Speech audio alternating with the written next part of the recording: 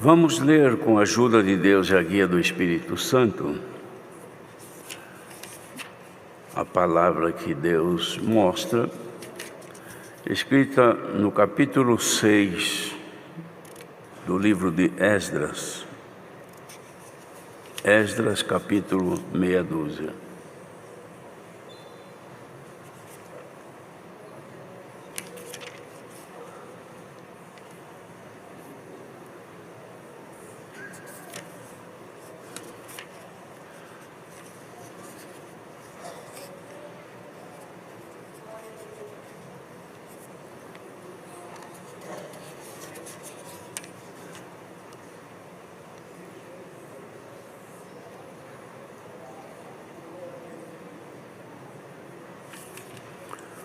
Vamos ler então, com a ajuda de Deus e a guia do Espírito Santo.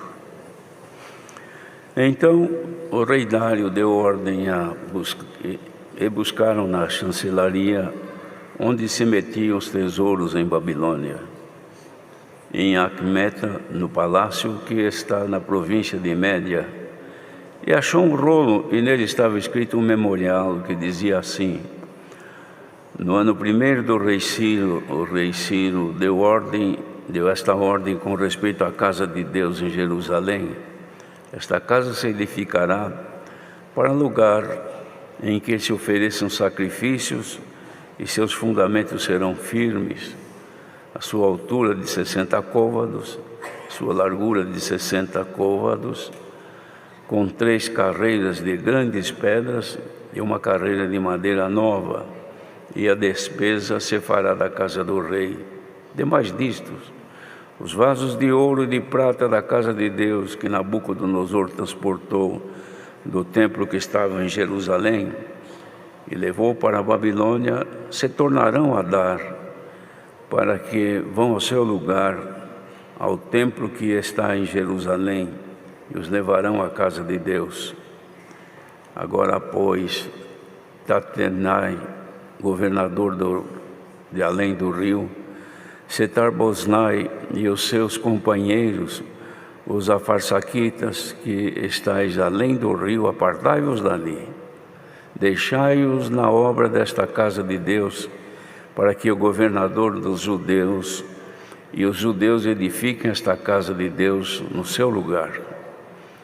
Também por mim se decreta o que haveis de fazer com os anciãos dos judeus, para que edifiquem esta casa de Deus, a saber, que da fazenda do rei, dos tributos da além do rio, se pague prontamente a despesa a estes homens, para que não sejam impedidos.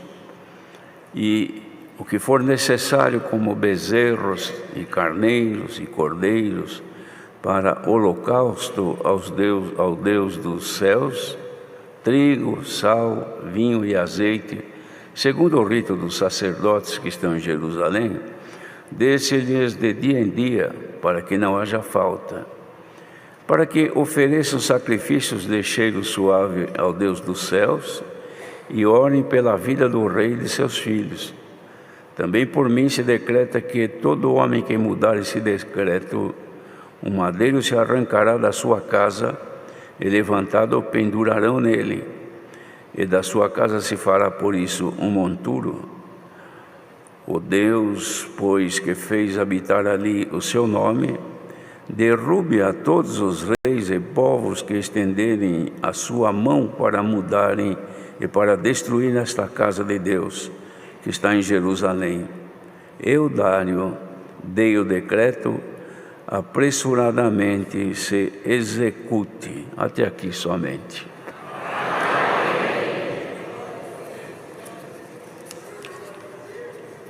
Queridos irmãos, este livro de Esdras, assim como também o de Neemias, registram fatos que ocorreram quando houve a deportação do povo de Judá para a Babilônia, e Jerusalém foi destruída. Então ficou somente a história dos judeus, porque ali foram desfeitas as obras que eles tanto veneravam, tanto amavam, e aquilo tudo acabou, virou um monte de pedras. O que não queimou virou pedra, e o que era combustível virou cinza. E assim acabaram as obras que tanto o povo tinha prazer de ali louvar a Deus. Os anos se passaram, o povo ficou distante dali, sob domínio de estranhos, língua estranha, povo estranho, e ali o povo ficou disperso. Porém, não disperso perante Deus, porque o Senhor estava acompanhando os caminhos de todos eles, que sobre eles havia uma promessa, e a promessa de Deus, ela não muda enquanto o plano de Deus estiver em execução. De modo que veio o tempo então da restauração. Não era mandar agora o povo judeu embora de onde estavam ali da Babilônia, até porque o rei já havia morrido, outros reis assumiram o reinado. Não era simplesmente levá-los de volta para Israel, para Jerusalém, pois eles também não tinham onde ficar e a cidade estava destruída. Mas o plano de Deus era de reedificação.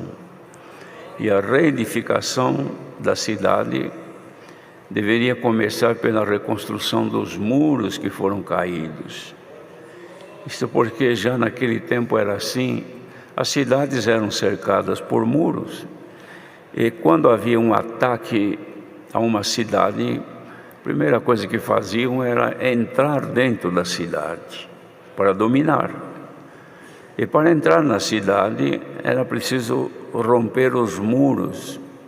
Então o primeiro trabalho, derribar os muros. Derribando os muros, não há mais limites, não há mais segurança. E assim foi feito. E o povo que ficou então exposto, que eram os judeus, alguns foram mortos, outros foram levados servos, cativos para a Babilônia, e lá ficaram. Mas veio o tempo da redenção, ou seja, da reconstituição e reformulação de tudo, porque o povo, como filho, como família que Deus fez em Abraão, haviam caído no extremo pecado e desobediência, e esse era o fruto. Então a história, irmãos, traz para nós conhecimento de que o plano de Deus, ele se inicia, ele vai até o fim, porque Deus, ele cumpre aquilo que ele intenta fazer. E de fato assim foi. Voltou o povo a Jerusalém, e depois a sequência em toda a história, até os dias de hoje, vieram desta maneira. Quando o povo eram fiéis ao Senhor, bênçãos de Deus caíam sobre eles. Quando vinha a infidelidade, a desobediência e o pecado, logo o Senhor se afastava, e vinha também o sofrimento. E as riquezas e os bens do povo eram devastados, os estranhos entravam e destruíam tudo. Aqui essa história nos conta, irmãos, que foi dada então uma ordem de edificar o templo que estava caído. Isso, como história, serve apenas para nós de referências, porque hoje também a história continua, só que não se trata mais de viver numa Jerusalém terrena, numa cidade que tivesse aí séculos de existência e o nosso amor estivesse nessa cidade pela tradição, pelas promessas. Não se trata mais disto. Hoje o resgate é em outro sentido. A cidade não é mais esta aqui na terra, a cidade agora é aquela prometida por Deus, novos céus e nova terra, onde habita a justiça. E nós, irmãos, estando agora aqui neste mundo, cumpre-se conosco também, usando como comparação este fato registrado aqui, que Esdras escreveu, recebendo a ordem de edificar o templo e reconstituir os muros da cidade. E os irmãos que leem essa história aqui verão que dificuldade que eles tiveram para erguer ou reerguer os muros caídos. Eram grandes pedras, como hoje quem for lá pode ver, pedras enormes, e eles não tinham equipamentos como tem hoje, de elevação, de transporte, era tudo no braço, na força humana. Mas sempre Deus prepara uma liderança que não desanima, que não desiste, que não olhe pelas dificuldades, mas vai avante. Também figura, irmãos, do que Esdras e Neemias fizeram, é figura também que haveria de sair, de aparecer um dia, como prometido, um Redentor para reedificar os muros caídos e reerguer o templo, cujo muro são os limites da nossa vida espiritual e terrena, como também os templos, que somos nós mesmos, que eram os templos caídos. O pecado fez com que o homem, como um templo, ele fosse derribado, caído, se desfez, e os limites também se perderam, não tem mais muro. Então ficou uma cidade aberta, entram quem quiser e saem, também nem sai porque não tem limite. De modo que espiritualmente o homem é hoje no pecado, irmãos, como uma cidade derribada, caída, destruída. Isto no sentido espiritual. E Jesus veio aqui na figura destes que trabalharam para reerguer o templo e reconstituir o muro. Veio Jesus Cristo, o Filho de Deus, para trazer os limites para a nossa vida e reerguer o templo espiritual que é a sua morada dentro de cada um de nós. Este é o trabalho, irmãos. Esta história serve de referência para a obra que Jesus fez, de vir não numa Jerusalém queimada, derrubada, desfeita, mas numa multidão de pessoas cuja vida espiritual também caiu. O homem caiu diante de Deus pelo pecado e veio a reconstrução do Senhor. Nas outras partes da Bíblia, ou seja, nos outros livros, como de Neemias e mesmo aqui de Esdras, descrevem as dificuldades que ocorreram para estes judeus, irmãos. Levantaram o muro em frente aos adversários, porque os que estavam ali, a alegria deles era ver o muro caído e dizer: aqui foi Jerusalém, aqui Jerusalém já era, aqui tinha um templo que os judeus louvavam a Deus, hoje não tem mais, é um monturo, um monte de entulhos queimados, não existe nada mais. Esta era a satisfação deles, de ver a obra de Deus desfeita. Assim são os maus espíritos e o nosso adversário. A satisfação deles é ver o pecado na vida do ser humano, irmãos, que desfez a obra de Deus, que o homem foi feito para ser contemplado por Deus, mas passou a ser instrumentos de injustiça e veículos do pecado neste mundo. E vivendo nesta imundícia de pecados e tantas coisas, Deus se apartou e o inimigo se alegrou em ver conseguir destruir tudo que Deus fez no homem. E agora então Jesus, o Filho de Deus, está reerguendo estes muros e construindo, reconstruindo o templo de Deus na nossa vida. Lendo aqui, irmãos, vemos a dificuldade que eles enfrentavam. Os moradores vizinhos, que eram inimigos do povo de Deus, se alegravam de ver a queda.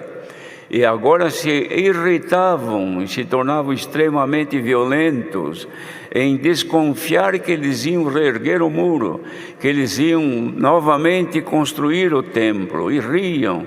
E depois, quando viram que era real, porque souberam que eles vinham ali com ordem do rei, o reinado que reinava sobre eles todos, deu a ordem que se reedifique, que ninguém impeça e que eles se apartem deles para que os judeus possam reconstruir outra vez.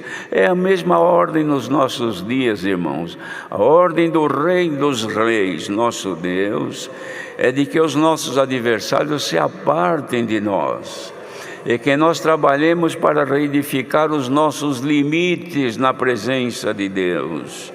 Porque assim como os moradores de Jerusalém tinham o muro que limitava, irmãos, a entrada e saída de quem quisesse entrar e sair, também nós devemos de ter limites na nossa vida e entrar em nós somente o que deve e não entrar o que não deve entrar.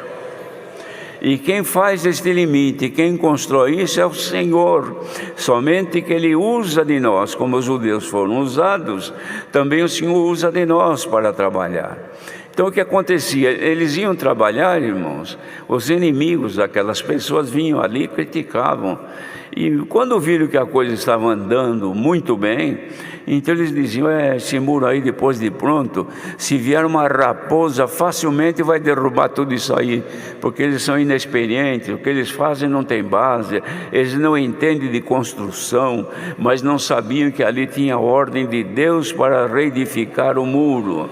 Quanta gente que olha para nós e diz, isso aí não vai para frente, isso aí se batizou agora nessa igreja, mas isso aí daqui a pouco larga, daqui a pouco desiste, daqui a pouco ele fica igual a todo mundo, isso é só fogo de palha, começa hoje e apaga amanhã. Mas está aqui o Senhor pela palavra dizendo que quem amar a vida eterna, não desista de construir os teus limites diante de Deus. O nosso adversário não consegue ficar satisfeito em saber que agora nós somos iluminados, irmãos. Porque enquanto as pessoas estão nas trevas do pecado, faz o que quem quer fazer porque não tem noção, está cegamente vivendo no escuro.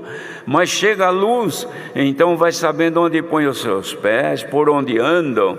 E o adversário, que é príncipe das trevas, é ele que comanda este mundo de violência, de maldade, de toda sorte de pecado, de impureza, onde as pessoas que estão com ele gostam.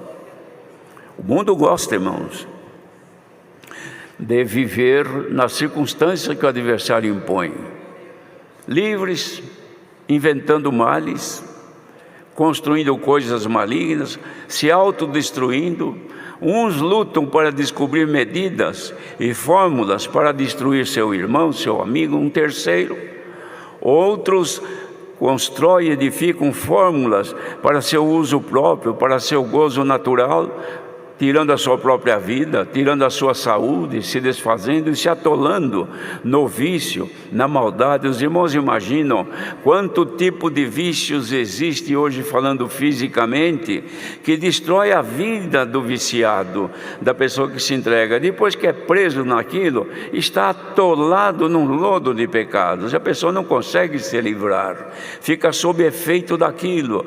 Medicamentos também não curam, às vezes segura a pessoa por um tempo, mas depois ela volta outra vez, irmãos. É como Pedro escreveu, aqueles que foram tirados e depois voltaram, como o cão que vomita e depois volta a comê-lo outra vez, como a porca imunda que foi lavada e depois que se sentiu livre voltou a se espojar-se outra vez na lama, porque são de lá e para lá querem ir, mas nós somos tirados de lá e nós não queremos voltar para lá. Bendito seja Deus. Então a palavra de hoje traz para nós, irmãos, as dificuldades na reconstrução dos nossos muros. Não é porque que nós somos crentes agora, é que nós somos proibidos. Não, o crente é proibido de fazer isso, é proibido de fazer aquilo. Nós não temos proibição. Paulo mesmo escreveu, ainda que tudo me seja lícito, mas nem tudo me convém. Ser lícito é ser legal, é permitido, mas não me convém. Tem leis hoje, irmãos, são leis, é lícito, mas jamais nos convém fazer. Tem coisas que a nossa lei brasileira, ela dá permissão que a pessoa faça sem nenhuma punição. É livre, o seu arbítrio é livre, escolhe o que quiser fazer. E ela faz e ninguém pode impedir. A lei até aprova, mas Deus condena. Então nós não estamos somente debaixo da nossa lei, mas principalmente da lei divina, que ela nos diz que sejamos todos obedientes à nossa lei, e somos. desde que não fira os princípios divinos que pelo sangue de Jesus Cristo nos foram dados. Então nós temos limites, não é que somos proibidos. Você não pode ir em tal lugar porque é proibido. Irmãos, ninguém precisa ser proibido de nada na graça. Somos instruídos, por quê? Porque nós temos livre escolha. O Senhor nos deu entendimento, luz, sabedoria e também discernimento, conhecer as coisas. Isso aqui é bom, não serve para mim. Mas por quê? Porque isso me contamina. Mas por que contamina? É porque agora eu tenho um muro, eu tenho um limite na minha vida. Eu não consigo ir onde eu quero. Agora tem uma coisa que me impede. Mas o que te impede? O temor a Deus me impede de fazer o que eu quero fazer. Não é assim que nós aprendemos, irmãos? Diz a palavra que o temor de Deus é o princípio da sabedoria. E Jesus Cristo veio então construir isto. Começou com ele. Os judeus, irmãos, chegou um momento que os ataques eram tão grandes, queriam impedir, mas eles não paravam, então eles faziam poeira. Passavam com alguma coisa correndo, um lugar muito seco, não chovia, levantava aquele poeirão tremendo para os judeus não poderem trabalhar. Mas eles resistiram e continuaram. Aí viram que não tinha jeito, começaram a ameaçar de atacá-los, de agredi-los. Então chegou uma hora que Esdras e também Neemias, os que estavam ali conduzindo, eles falaram para os moços que trabalhavam, para todos que trabalhavam naquele trabalho pesado, diziam: olha, não é fácil para os acarretadores que carregavam pedra, não é fácil. No calor, vocês viram aqui esses ataques. Vamos fazer o seguinte: cada um de vocês tenha convosco uma espada e uma lança, um arco e uma flecha, e leve junto, porque vocês vão estar sujeitos a algum ataque deles. E se virem que venham atacar, vocês se defendam. Então leva essas armas aqui para vocês. Então eles iam armados, e chegou no momento que era tão crucial a dificuldade de trabalhar, que tinha numa mão a ferramenta e na outra mão a espada. Vê que dificuldade, irmãos. Então tem gente nos nossos dias que acha difícil servir a Deus, porque precisa se defender de tanta coisa. Você tem duas mãos, você tem dois joelhos, você tem uma fala, uma expressão e a língua para você falar. Dobra os teus joelhos, você ora a Deus, você terá uma arma na tua mão esquerda e um dom de Deus para trabalhar com a mão direita nesta hora. Quantos que são chamados para o ministério, para servir a Deus em algum trabalho, na obra de Deus no sentido espiritual, ou na piedade, ou também serviços na administração, ou qualquer coisa que seja como uma portaria, como outros serviços na casa de Deus. Então pensa que é só alegria, mas esquece que precisa estar armado também. Mas armado com quê? Com palavras ofensivas, com ódio, com reações malignas? Não, armados de amor, de pureza nos olhos, nos lábios, suportar as coisas, mas defender a doutrina, suporta o ataque, mas mostra a verdade da palavra, não tem medo de apresentar a verdade de Deus. Por quê? Porque está edificando limites na vida sua e do povo, e nós estamos aqui, irmãos. Cada um sabe dos seus limites. A criança desde pequenina já vai aprendendo os seus limites. Veja, irmãos, a primeira coisa que a criancinha, logo que começa a entender voz da mãe e do pai, aprende a saber o que é não. Criancinha pequenininha pega uma coisa, a mãe diz: não pode, é perigoso. Se ela não tira, a mãe vai, tira da mãozinha dela e põe lá. Ela chora, a mãe fala: não pode, é perigoso, faz dodói na mão. Não é assim que as irmãs fazem? Sai correndo: não, cuidado, aqui é perigoso, é não. E não aqui, e não. Então a criança vai aprendendo limites. Ninguém gosta muito dos limites da palavra, irmãos.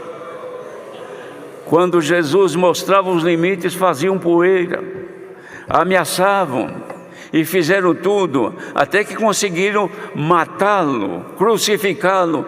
Pensaram que aí estava acabada a obra, mas foi aí que começou a poderosa obra de Deus, de reconstituição da humanidade para voltar a Deus. Ouça esta palavra nesta manhã, que desperta em nós necessidade de conhecer nossos limites, onde podemos, onde não devemos ir, podemos, mas não devemos, o que podemos fazer, mas não devemos, podemos trazer para nós, mas não devemos, podemos até falar, mas devemos ficar calados, podemos reagir, mas vamos esperar, podemos fazer isto, aquilo, mas nós não faremos. Por quê? Porque agora eu tenho um limite.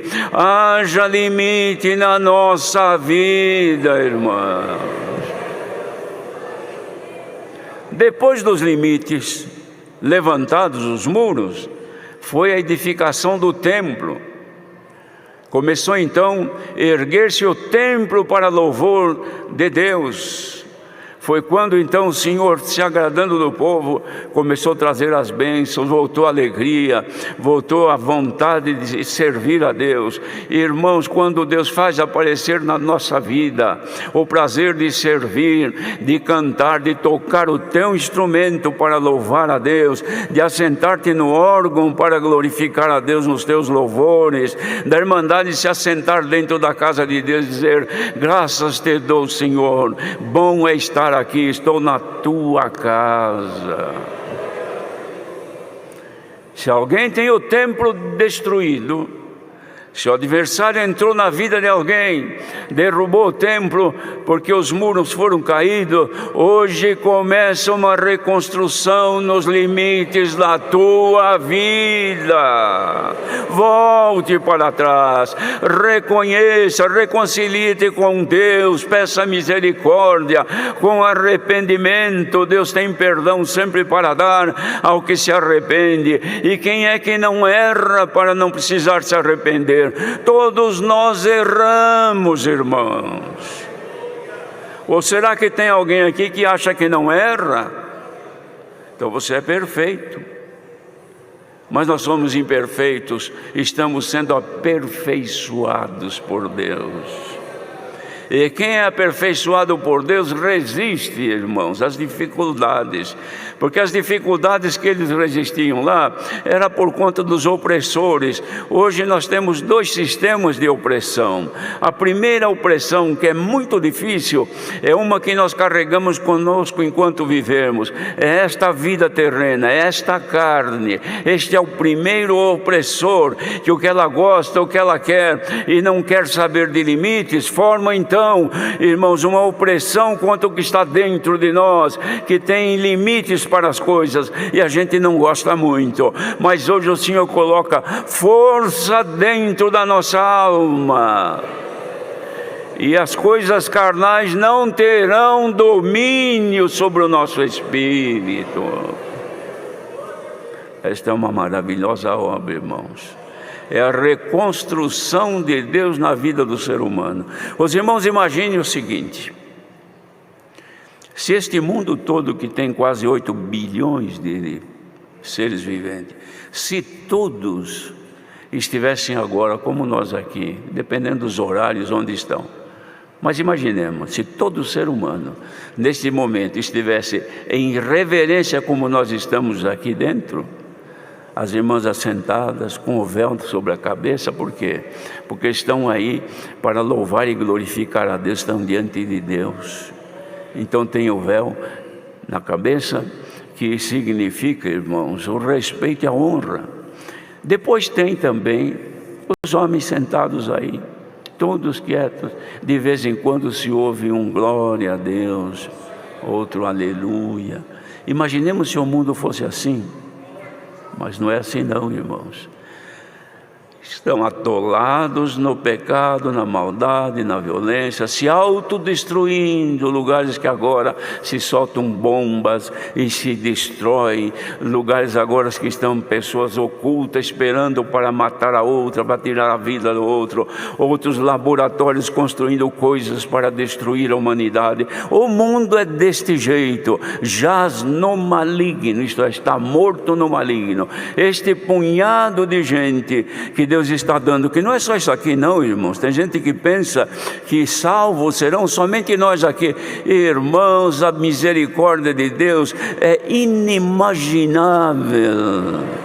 Bondade de Deus não tem limites, irmãos. O amor de Deus não é como o nosso, que nós amamos de forma individual. Deus amou o mundo de tal maneira que mandou seu Filho resgatar o mundo, dando a vida. E não era dar a vida, morrer como muitos morrem, se joga do viaduto ou bebe um veneno. Não era isso aí não, irmãos. Era receber sobre si primeiro a condenação, o juízo sobre toda a humanidade, cair sobre ele, elevar-se à cruz para ser morto numa morte de maldição, para arrancar a condenação nossa.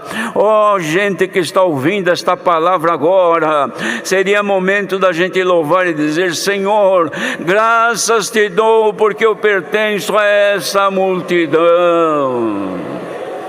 Salvos, resgatados, separados do pecado. Deixemos o Senhor reconstruir os nossos limites, irmãos. Há limite para tudo. Nós temos nossa forma de nos conduzir, de viver, como andar, como agir, como pensar. Em tudo devemos estar dentro do que Deus deixou para nós nesse sagrado livro, que muita gente despreza, não perde um minuto para ler alguma coisa. Leia a palavra, porque aqui estão escondidos os tesouros de Deus. Deus seja louvado.